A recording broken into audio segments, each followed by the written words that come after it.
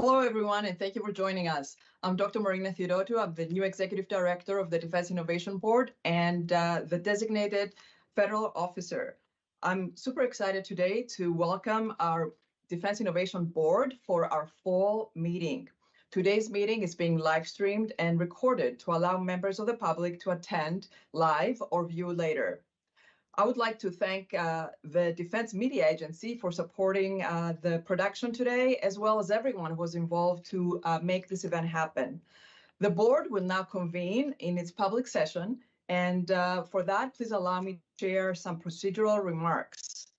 The board is a discretionary independent advisory board operated under the Federal Advisory Committee Act and the Government Sunshine Act. Today's meeting was announced in the Federal Register notice posted on October 25th, 2023. There have been no significant changes to the agenda. And the meeting's agenda has been posted on the Federal Register notice. The public was invited to provide their feedback, and we received those up until the 9th of November at 12 noon. And we'll be highlighting a few comments that we received out of the 57. If you'd like to review all those comments, they are posted on our website. These comments have been shared with our board, and they will be taken into consideration to inform the board's efforts in the current and upcoming studies. And now I would like to turn it over to our chair, the chair of the Defense Innovation Board, Mr. Mike Bloomberg. Mr. Bloomberg, over to you. Well, thanks, Marina, and welcome to your first public meeting as Executive Director, and we're glad to have you.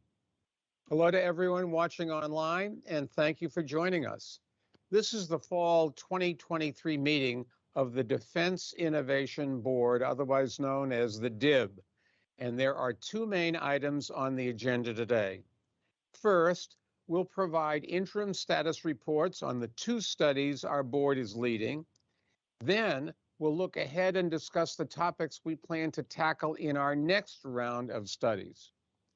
As we've shared with the public before, the mission of this board is to provide independent recommendations to Secretary Austin and other senior leaders across the Defense Department.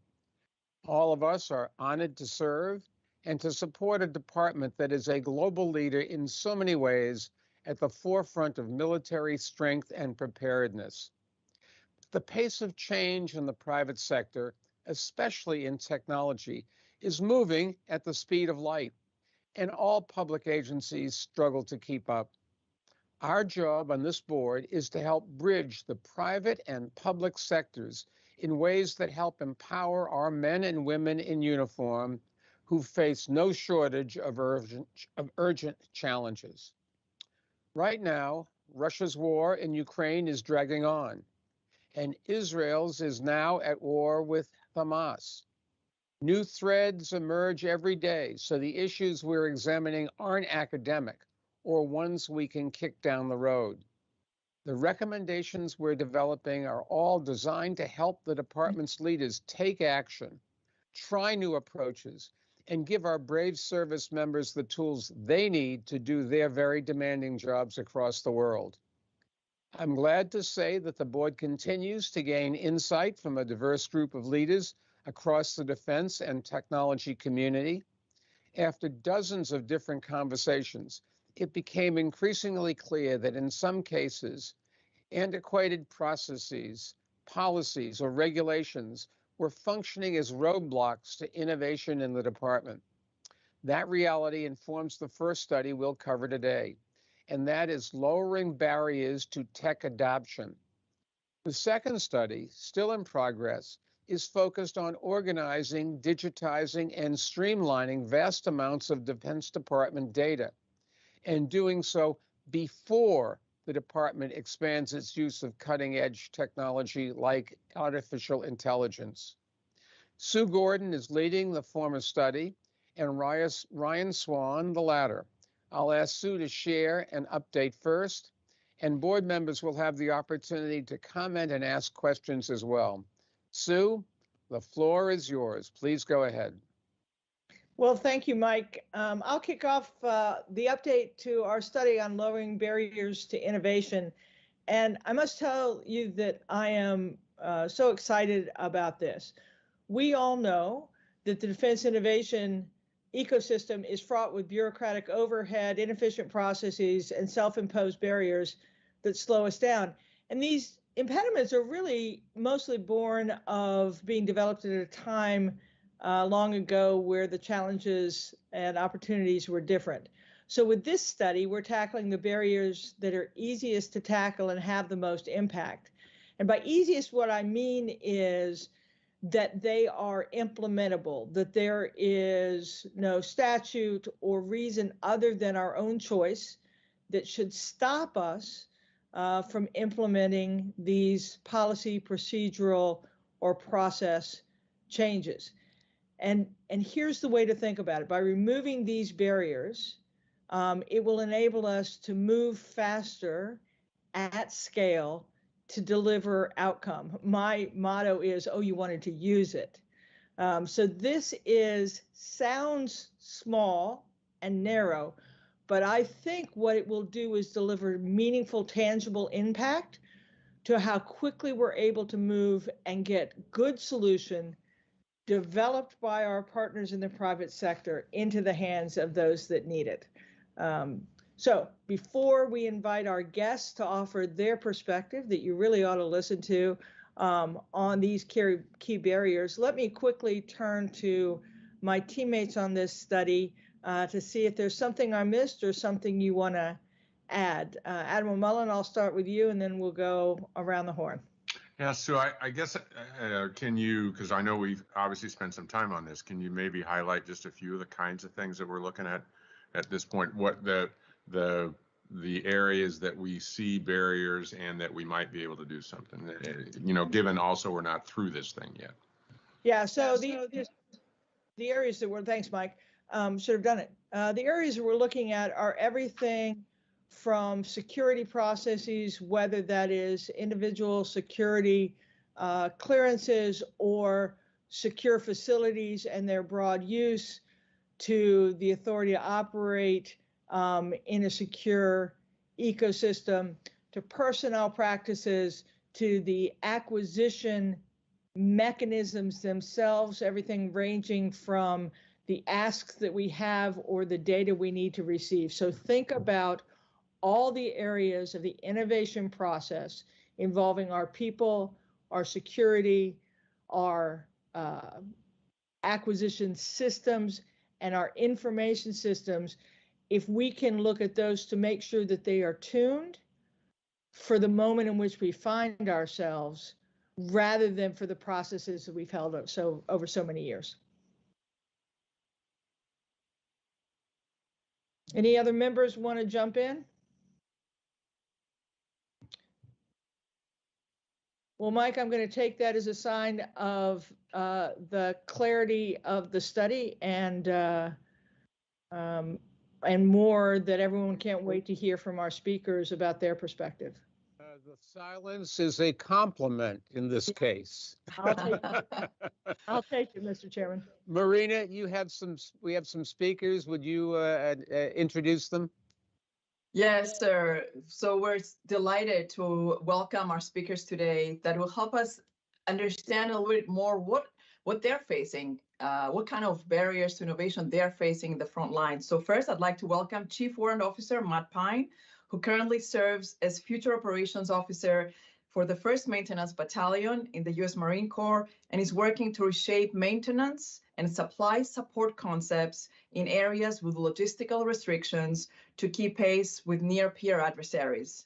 So, Matt, thank you so much for joining us today. Thank you for making time to be here. The floor is yours. You have 5 minutes. Thank you. Thank you, Doctor. Thank you, Board, for having me.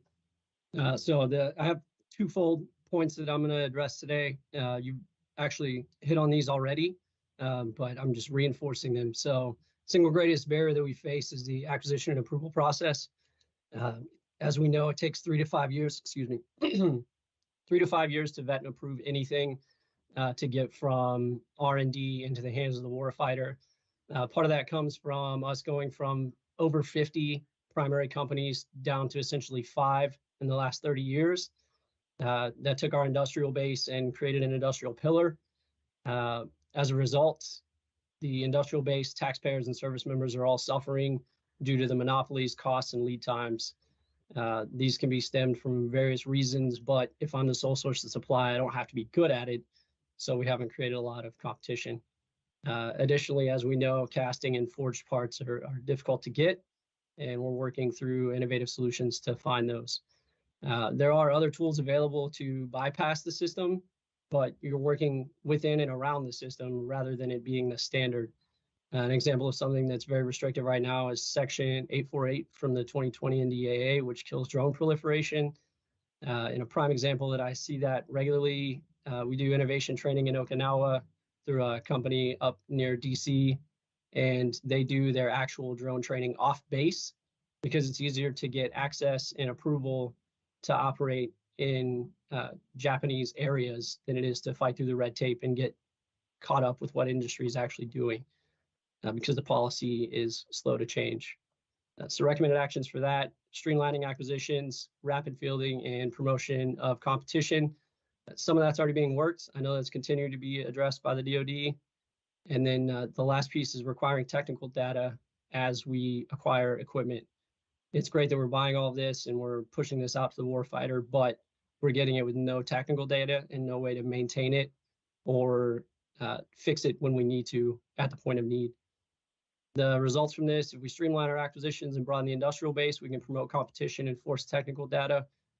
It will allow us to truly learn the systems inside and out and enable us to repair it when we need to repair it and where we need to repair it. The contracts don't do us the justice that we need. I saw this firsthand in Afghanistan. There were contractors in place to do maintenance, and I was the Marine going out and doing the maintenance that they were there to do because they simply couldn't get to where they needed to get to. We also need to open the policy for development and proliferation of technology, which is going to allow us to truly be on the leading edge of technology rather than waiting on them to push through the lengthy approval process. There's a lot to that, but that's the big ask there. The biggest internal barrier that I see within the DoD, it's bred by a culture of compliance, and it comes back to the policies. So we promote based on compliance. You show that you're good at what you do, and we expect you to comply with the requirements that we put in place. The training enforces compliance. Another issue is the next Steve Jobs typically doesn't join the military. So it's hard to find that talent and that desire to change things when we're focused on complying. An additional barrier that we have is constantly moving. So you get removed within your job, you get moved within your duty stations. We're constantly revolving. It's an open door. And it's very, very difficult to improve processes if you're just learning the process. You can't break the rules properly if you don't know them. That's my motto. Actions. So internally, we need to encourage leaders across the DoD to understand and question why we do things rather than just saying, hey, that's the policy, we have to do it. We can't change the status quo if we're afraid of questioning it. And a lot of leaders don't want to risk careers by questioning the status quo. Can we do that by bringing in individuals at senior restricted grades to provide their technical expertise? I don't know. That's a very tough question to ask. And then the final recommendation for actions here would be to kill the up or out requirement for promotions and allow people to truly stay where they're technical experts. If we do that, it will allow them to truly learn their skills and their craft and be able to develop it further than just making sure that they're compliant before they move on to the next job. Well, Matthew, I should have ceded my time to you. I think you did a brilliant job of showing the entire vertical of possibility for innovation and change. I also think what you did was highlight the dual need of opening the aperture and creating systemic solutions, not just one-offs where we'll do something and it won't achieve repeatable outcome. So thanks. Good stuff. Yes, ma'am. Thank you. Matt, Mike Bloomberg, let me ask you, how long have you been in the Marine Corps? 17 years, sir.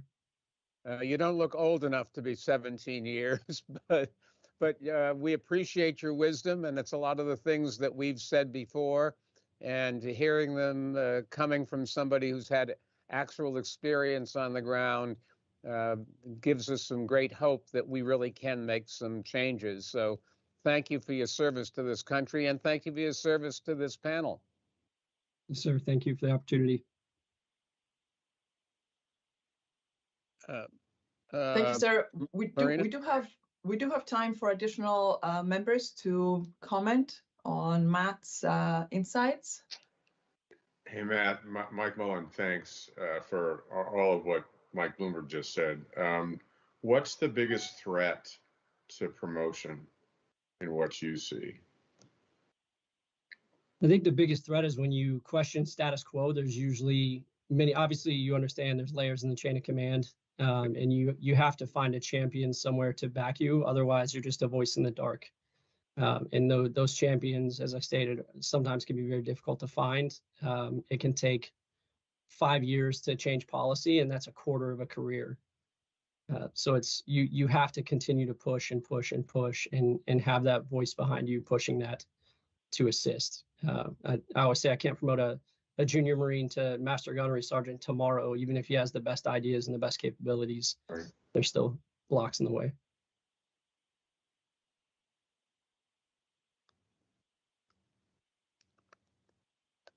Marina, anything else? I think we have additional comments. I think Ryan is making some comments. Mr. Swan, yeah. over to you. Yeah, I was on mute.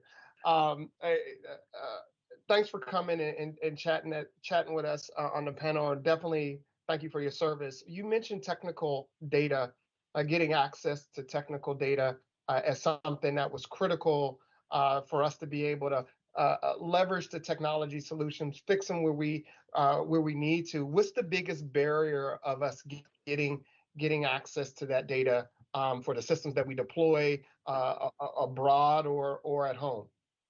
The easy answer is money. But a lot of it comes down to, it goes back to if I'm the sole source of provider or the sole source of supply, I'm not going to give that up. I'm not going to give that monopoly up by giving you my technical data. There's a lot of apprehensions within industry for letting us kind of have free reign to what they make. Plus, if they can contract the repairs to us, they're going to make a lot more money in the long run as it currently sits than if they just let us outright maintain our own equipment. Gotcha. Thank you. Sir. Thank you. Any additional thoughts from Matt before we go to our next speaker? Matt, thank you so much. We really appreciate your time. Yes, sir. Thank you for the time. Over to you, sir. Thank you, Matt. We really appreciate your time and your service. And now it's my pleasure to introduce our next speaker, Mr. Ryan Connell, who is the co-founder and current deputy director of the Defense Contract Management Agency, the Commercial Item Group. So Ryan has over 15 years experience in cost estimating, pricing and negotiation, cost and compliance, commercial acquisition, and market-based pricing. Ryan, the floor is yours. You have 5 minutes. Thank you. Thank you, and thank you to the board. Just to preempt the conversation here to talk about, my personal views and opinions don't necessarily represent the agency, but definitely excited to talk to you about some of the challenges that I see from my perspective. So, I look at the world and I think we know how to make, but I question if we've figured out how to adapt and buy, and I'll use that term a couple times today. Really meaning adapting ourselves to understanding what exists in the commercial technology market space, and then being able to reflect our requirements based on that, and then executing the purchase. I think we have an acquisition system designed for making really complex weapon systems. And in terms of fairness and fiscal responsibility and delivering world-class weapon systems, we've created a system that makes some of the coolest pieces of technology that we have.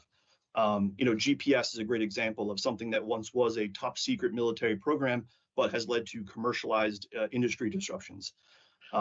That system made a lot of sense in an era where DoD led the world in developing the coolest, newest technology.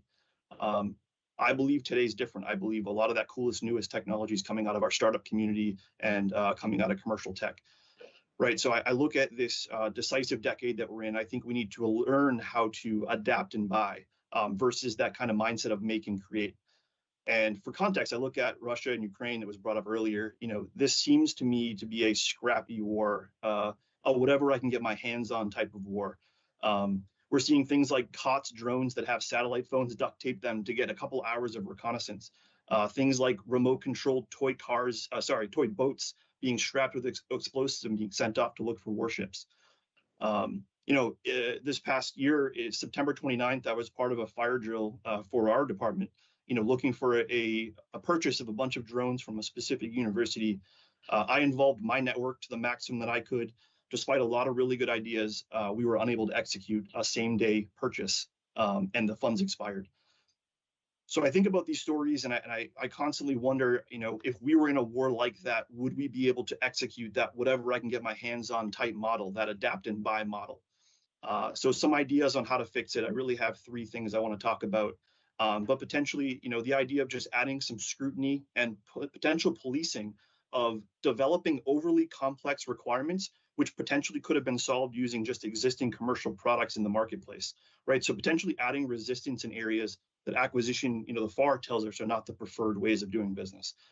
So number one is looking at section 6716 of the 23 NDAA. This was a statute or section specifically related to the intel community, but it really further defined and required how intensely we need to do FAR Part 10 market research, specifically in that requirements phase, and documenting that there really were no COTS, NDI, or commercial services available.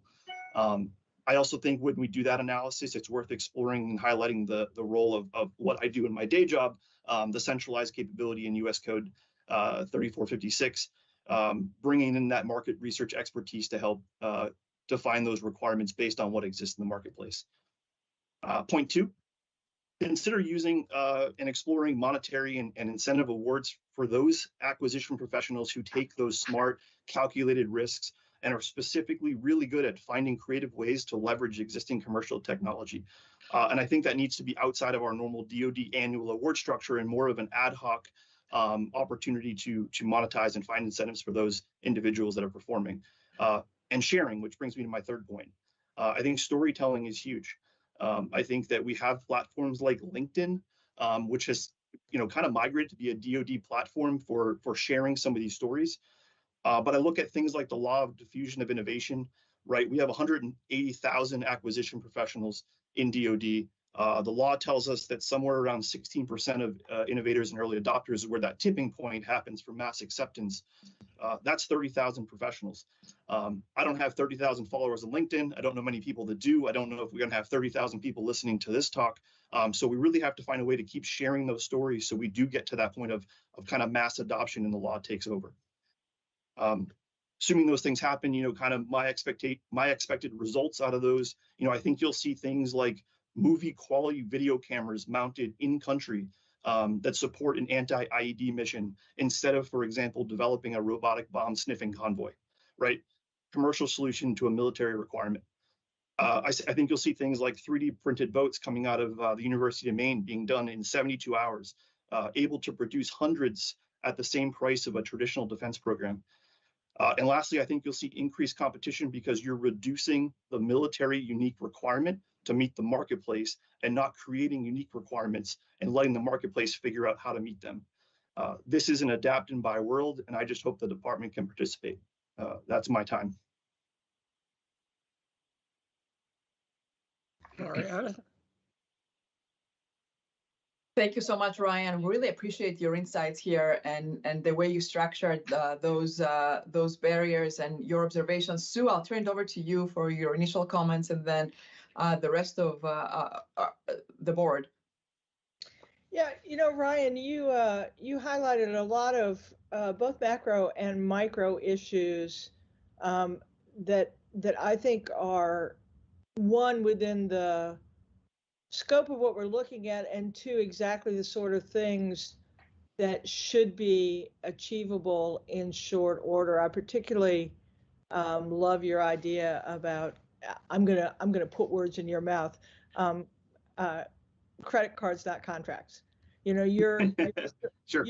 Your story about the opportunity to make a same-day buy, the availability of a same-day buy, and our difficulty in pulling it off despite it being our intention is exactly, to me, the sweet spot of what we as a collective community are trying to achieve. So I thought your story was perfect, and I wrote those things down because I think they're the kind of things that would make a huge difference while we're doing some of the bigger things open up the aperture. And I also couldn't agree more about where the strength of America and this moment lies. It's in the entrepreneurs, whether they're in big or small companies, who are looking at national security differently and the opportunity they have to help us along our way. So your comments were right on to me.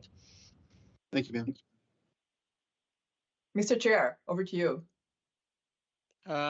Anybody else have anything? Ryan, thank you for your service. And I think most of the committee, maybe all of this committee, thinks you are spot on. And we will certainly avail ourselves of plagiarism and repeat what you've said. So thank you very much. Appreciate it. Thank you, sir. Okay.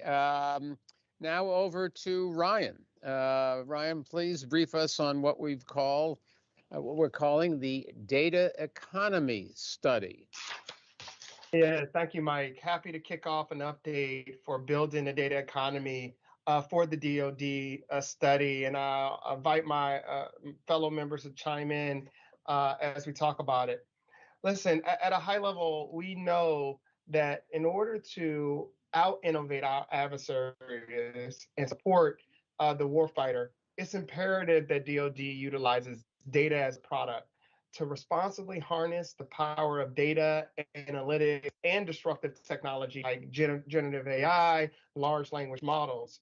And so the purpose of the study is to strengthen the data centricity and really enhance our decision advantage in the department. And we plan to do it in a couple ways. The first is to assess the current state of the data economy at DoD, identifying gaps and opportunities, and things that we should take a hard look at that can ultimately improve our ability to unlock the value of data. But also to provide kind of the best-in-class industry best practices that the department needs. And those could be things from principles to frameworks to metrics to methodology that's ultimately, again, going to allow us to unlock that value. And then third and finally is really to develop actionable outcome-driven recommendations that's going to allow us to build on our current strategies, our current initiatives, that's going to ultimately allow us to scale the use of data and analytics, scale the use of that DoD data economy for 2025 and beyond. So before I invite our two speakers to share thoughts about key barriers to the data economy, I want to turn it over to my colleagues to see if there are any comments regarding our study so far.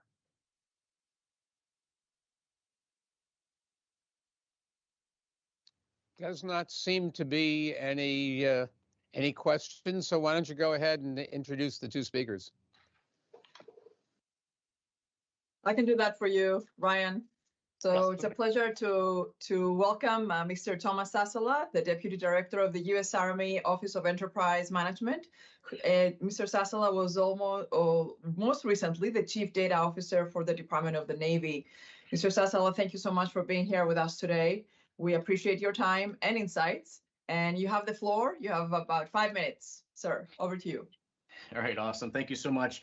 Thank you for your time. Thank you for the board members for taking the time out of your day to do this. I think this is important for us to kind of get the message out. And in large part, I'm going to speak on a couple of different topics, but they're all interrelated. And this is really drawn on my time as previously as a Chief Data Officer for the Department of the Army, and then the Navy, and now I'm back to the Army doing predominantly business operations. But what we found over the years in the DoD and all the way back into my time in the intelligence community is knowing where our data is, having access to that data, and having the skills, the knowledge, and more importantly, the willingness to use that data for decision making and to drive outcomes is a challenge for the DoD. It is a challenge for the government writ large.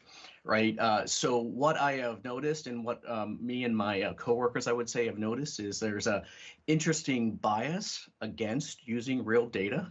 Instead, we oddly rely on our trusty PowerPoint presentations, which may or may not have a solid basis in data or facts for decision making. And so This is not necessarily, I don't like to call this a cultural barrier. Predominantly because a culture becomes a crutch. We say we can't do something because, oh, it's just the culture of the organization and it's too hard or whatever. So what we started doing, predominantly my time in the Navy and also in the Army as well, is start chipping away at this by just removing some of the, what we'll call the lower level barriers to our data itself. And really start by inventorying our data, just simply knowing what data we have. It would be a wonderful world if we say that we had some sort of cyber incursion on system X, if we knew instantaneously what data was in that system and the sensitivity of that data, the potential impact of that data being compromised or exfiltrated from the environment. In many cases, we don't know those answers, right? So we cataloged our data. More importantly, we cataloged the systems, the data sets, and the data products that we have registered in those systems. And then that led me to a little bit of an epiphany. And this is a situation where I think it's the lessons learned and something we're trying to recover from a little bit. And that is we had to engage in a campaign of learning for our total force. And so the concept of data awareness and the knowledge of data and the general upscaling of the workforce in terms of their acumen when it comes to data and data management. I've run into a number of senior leaders in my day who claim, well, I don't really know anything about data. Yet every single day they're using data to make a decision one way or the other. They might not be an expert data scientist or know Python programming or whatever, but at the end of the day, they literally are using data to do everything that they're doing. And so just understanding some of those fundamentals, and I jokingly said to someone just recently, it's not a data 101 class. We need a data 1.0 class, and then a 10, right? And then a 101, really getting people up to the fundamentals. And this goes for the total workforce. And I said this to the board earlier in an earlier session. In 20 years, this problem will generally resolve itself because the workforce will be digital native. They will be data natives, right? But in this case, we're not right now. So we need to get there. And so one of the things we started doing is working on that training of the workforce and having different tiers, senior leader level training that would resonate more with them, what we call kind of mid-tier or general knowledge worker sort of training. And then one of the things we still have yet to do, but we're working on, and I would be interested in the warrant officer's opinion on this, is as you get into basic training, is you're learning your basic skills in your occupational specialty, putting data in there and making data a center part of that training, and understanding how the DoD manages data, understanding why some of the DoD data is different than normal data and why it needs to be protected differently. We're not a unicorn, we're not a snowflake, but there are some things that we do that maybe the rest of the public sector doesn't do. And so we need to acknowledge that, and we need to make provisions for it. But what I will also say is we don't need to let that maybe 5 or 10 or 15 or 20% of that data inventory hold us back, which it does in many cases. Where we try to solve the hardest problems first. So with that, I will leave you with just the thought that I started pondering a while ago, which is a modern world is data-driven. And without data readiness, you can't have a ready military force.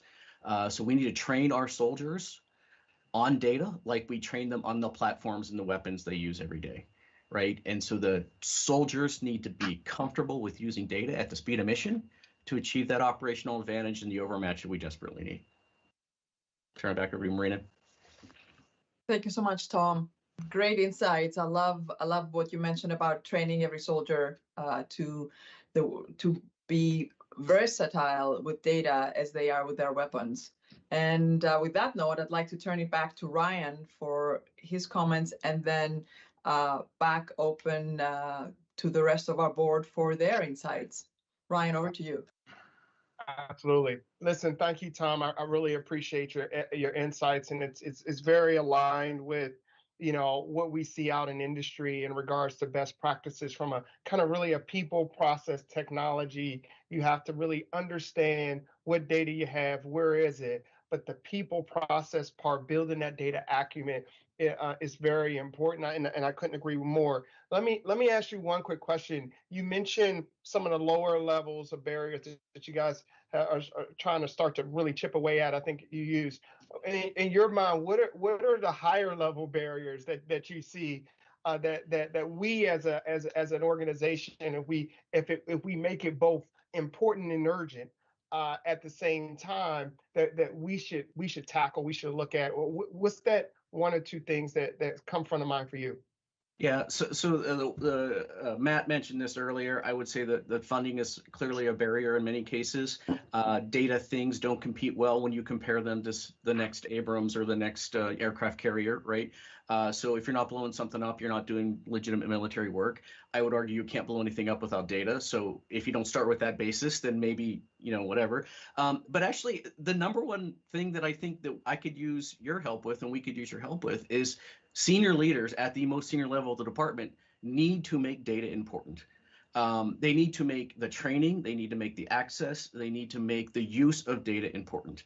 During my time in the Navy, I did have the opportunity to participate in a couple of DMAGs with the Deputy Secretary of Defense, and we used the legitimate dashboards in those meetings, and we looked at data, meaningful data with not just metrics. It wasn't a stoplight chart. It was actual raw, some of the data was raw, some of the data was more quantitative. And we made some decisions based off that information. I don't see that happening as much today as I did maybe back a year or two ago.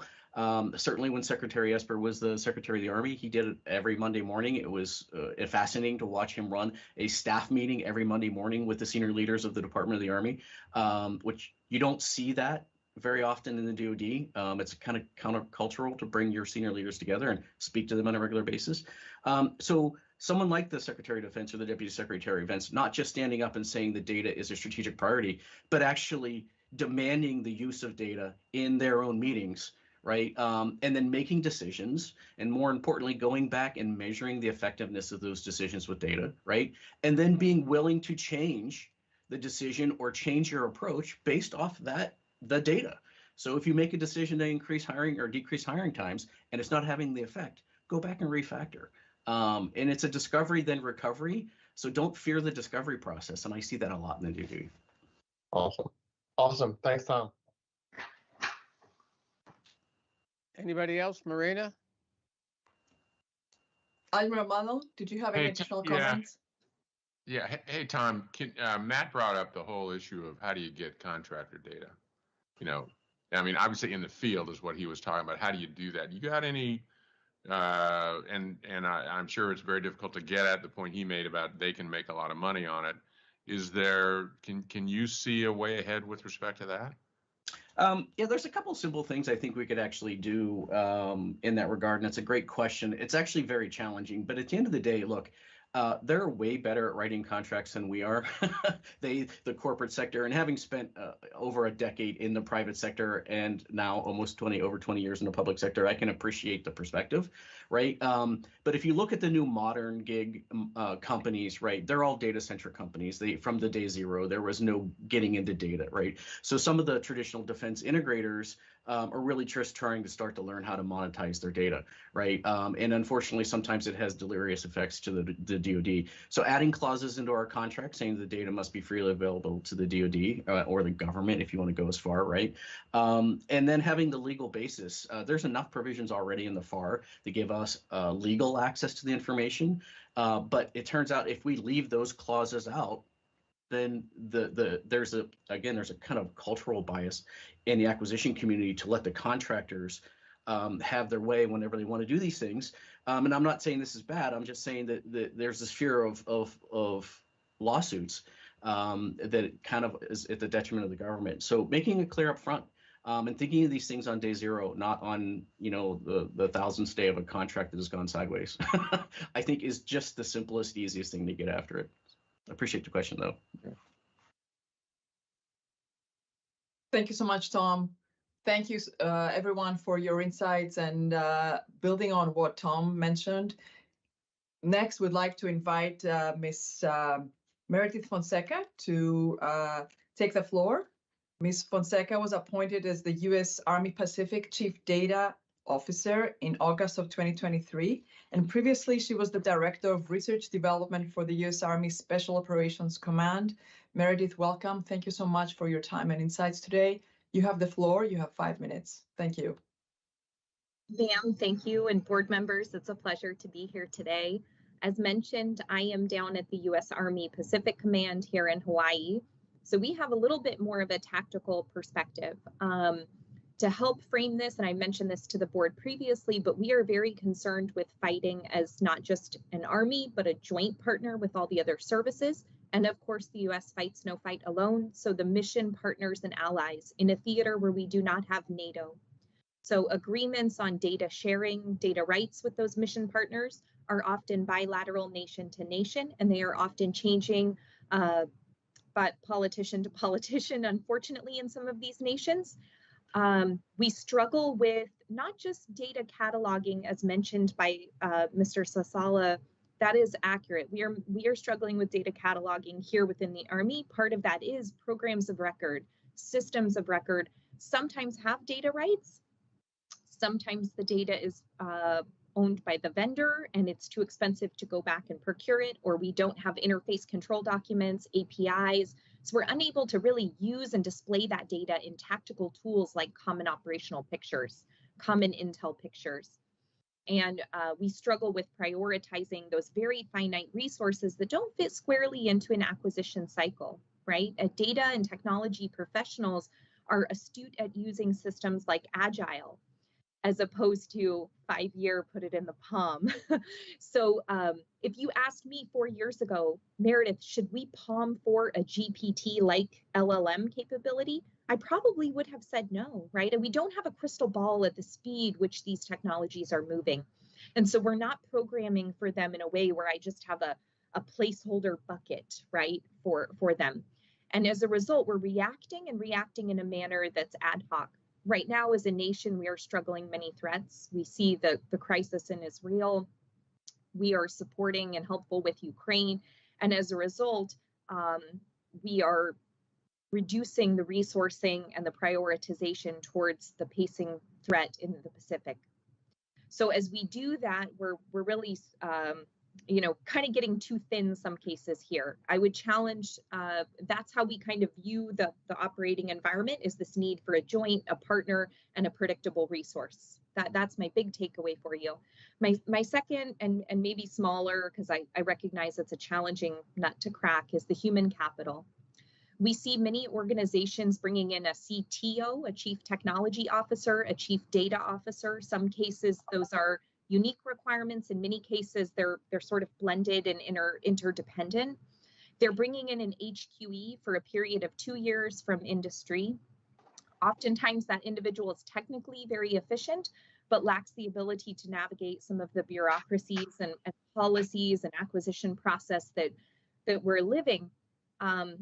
As many of you acknowledged already, 2 years is a very challenging time to indoctrinate you to the US government and ask you to get something done. And oh, by the way, when I appointed you, no one really works for you, and the organizations under you cannot respond to your requests because the lower echelons, there isn't data or technology at echelon across the DoD. I'm going to say that again. There is not data or technology focused, dedicated personnel at echelon. In some cases, it is built out of hide. It is built out of personality. Oh, this person writes code in Python. This person writes in R and C+. That guy knows a lot about cloud engineering. He's going to help us get a cloud instance here, a hybrid cloud. Okay, is that our plan for storage, for compute? It's ad hoc, and I'd love to see us come together and make recommendations about how to make those things prioritized, predictable, resourced, and standardized across the joint enterprise so that we can work together in a more efficient way. Does it come at a cost? Yes. Are we going to have to ask ourselves as a nation, what's the bill payer to build this data and technology professional at echelon? We will have to modernize to do that. Then we'll also have to retain these professionals. I lived this years ago, as you heard, in special operations, standing up unmanned systems. We lost a number of uniformed and civilian professionals to high-paying COCO, contractor-owned, contractor-operated opportunities because there was a huge demand and we couldn't compete as a DoD. Oh, I can give you a small bonus of $5,000. Well, let's get creative as a board, as a community of professionals, and say, what if I sent you to industry on a 2-year leave of absence to upskill, to earn a little bit, to recalibrate your skills, and then we ask you to come back and we incentivize you to come back and bring that goodness to the DoD, and you still earn your retirement benefits and all of it, you don't lose your sick time or whatever. But right now we really incentivize our government civilians to stay put and not leave, and their skills become perishable.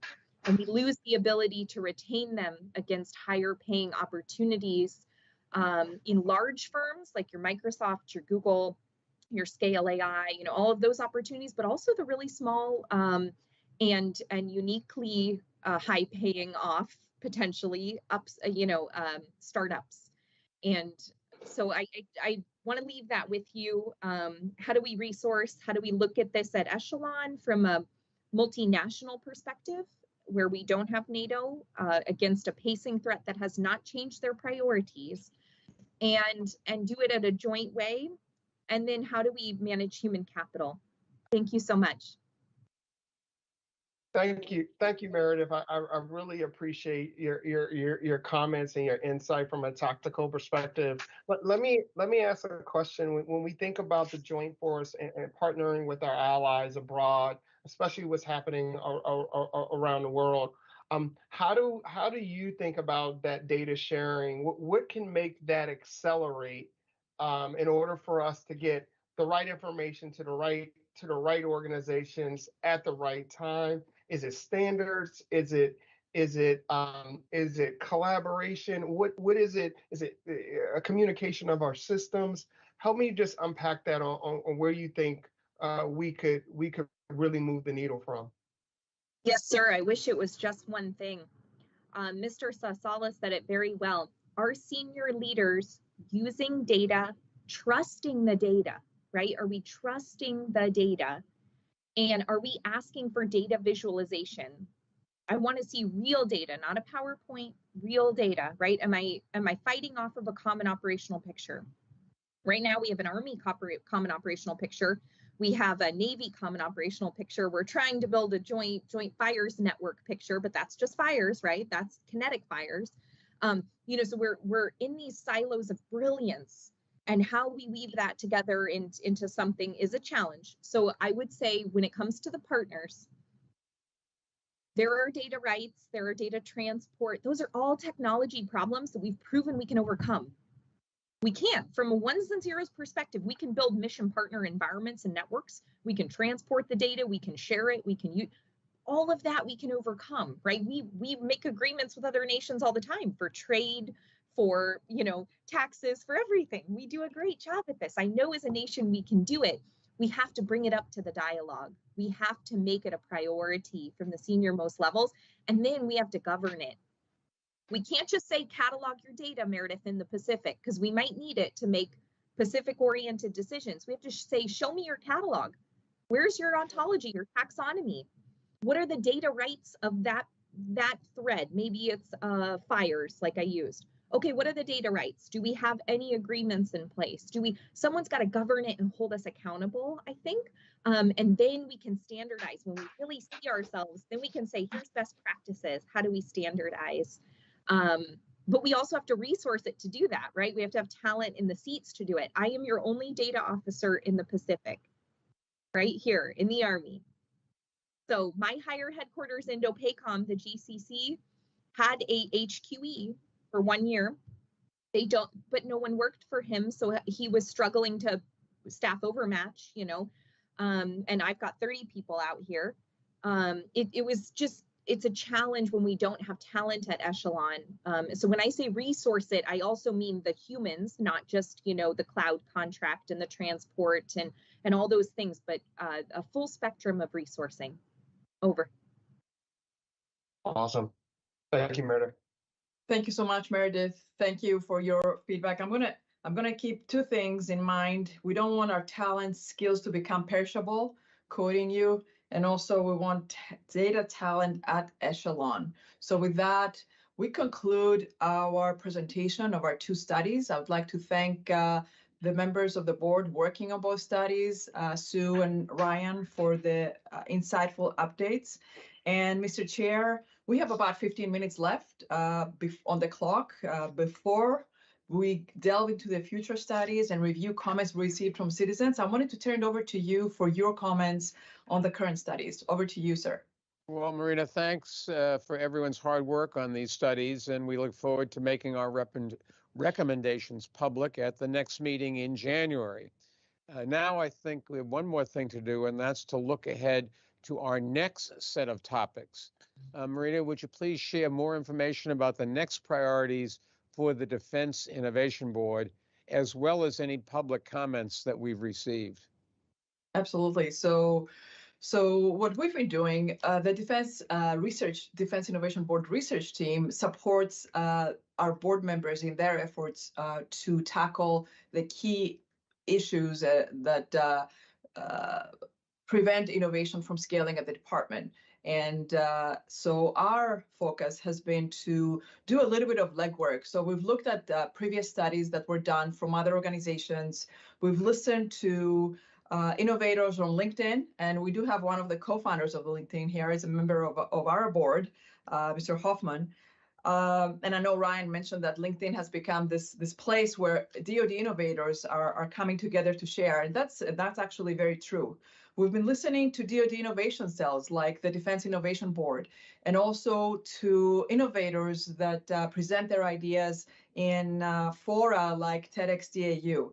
So there are several topics we've been looking at, and one of them is how the DoD optimizes the way we innovate with our allies and partners. I think all of our speakers here today touched on this and touched on the war in Ukraine and the war in Israel and all the upcoming daily threats. So this is one of the key topics that this board will be exploring.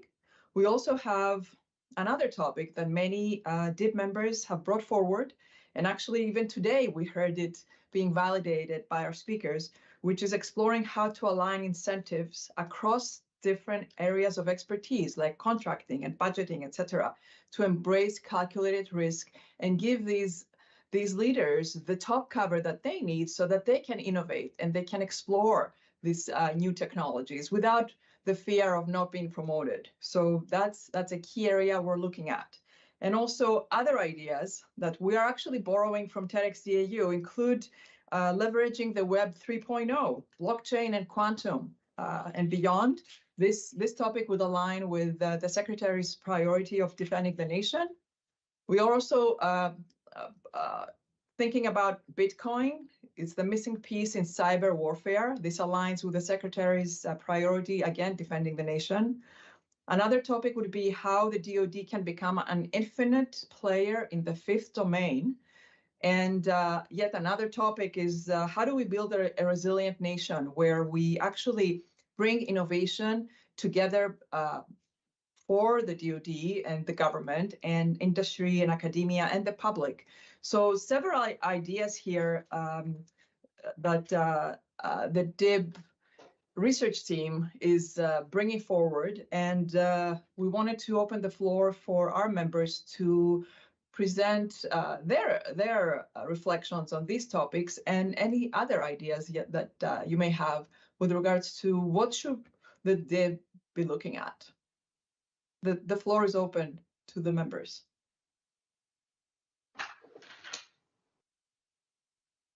Hey, Maria, just one thought listening to today, and I'm a requirements officer. That's where I grew up in this business. But requirements just drive so much in terms of the entire acquisition system, and I wonder if we would do well to spend some time looking at that. And this was a conversation I had recently. What about the stuff that's going to change the world that doesn't have a military requirement? And yet, when we got it, it would change the world.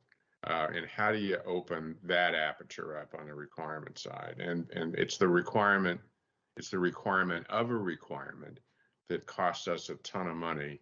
And I think we might be able to address that. My worry has always been, whatever the top level requirement is, individuals up and down the chain of command hang Christmas ornaments on it and just make it much more expensive. So just a thought.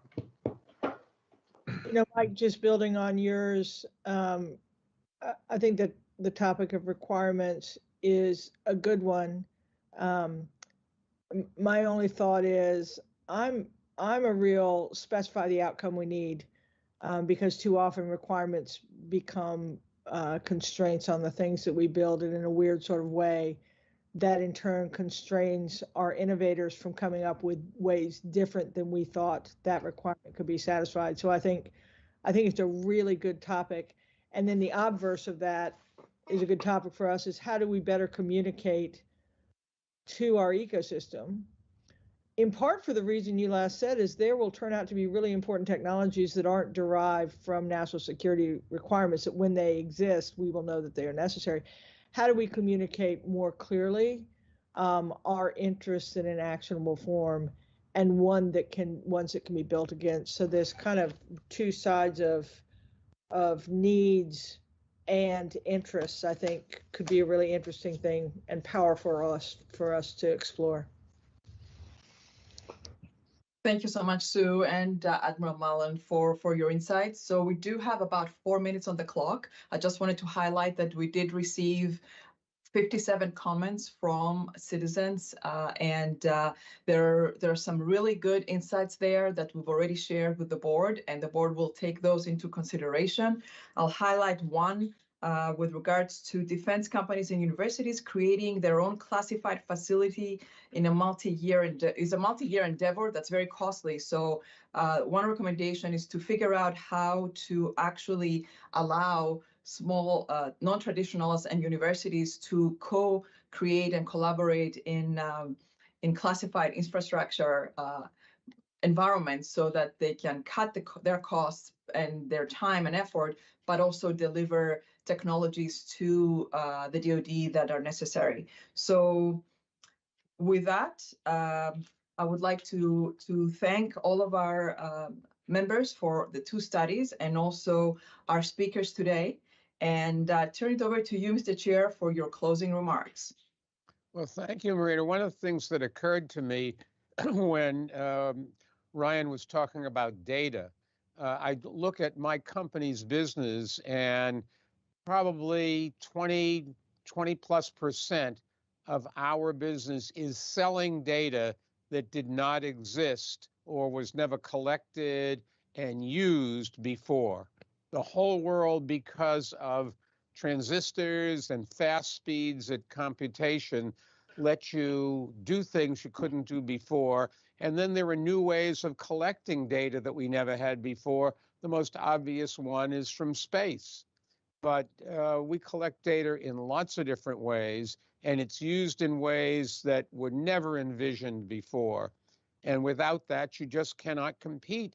And we can't compete as a military power any more than we can as a commercial power. So you were spot on. And the next time I go to Hawaii, I expect the chief data officer to be there with a lei to put around my neck and say thank you. And thank you for your service, all of you. Let me also thank Undersecretary Heidi Shyu for all of her work, and the entire Defense Innovation Board, including those who couldn't be with us today. Members, any closing comments? If not, thanks again. We'll see everyone at the winter board meeting in January. So all the best, everyone. And hopefully we're making a difference. And we want to thank all of those in the military who use our product, if you will, and our respect for you and our appreciation for defending our country is just better than we could ever express. Thank you all. Thank you, sir. And thank you to all our members, and thank you all for joining us today. This board meeting is now adjourned. Thank you, everyone. Thanks.